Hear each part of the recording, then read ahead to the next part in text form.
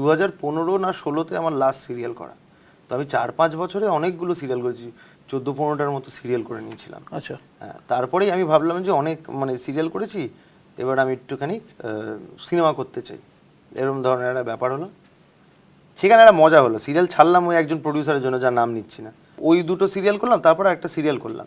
সেই সিরিয়ালটা যখন করতাম তখন ওই প্রডিউসার একদিন দেখি ফোন করেছি, একটু ইম্প্রোভাইজ করতাম আমি, চরিত্রটা ভালোই হচ্ছিলো। সে বললো, শোনো, বড় বড় হিরোরা আমার ডায়লগ বলে, তুমি বলো না কেন, আমি জানি না, হ্যাঁ এরমভাবে করলে কাজ করা যাবে না। তো তারপরে আমি বললাম যে স্যার, এ তো আমি আপনার ডায়লগই বলছি, একটু ইম্প্রোভাইজ করছি, বলে করা যাবে না। অনেক চেষ্টা করে মুখস্থ করতে পারলাম না, মুখস্থ করলে তো আমার পড়াশোনাটাই হয়ে যেত, মুখস্থ বিদ্যা তো অত ভালো নয়, সেটা তাকে বোঝাতে পারলাম না।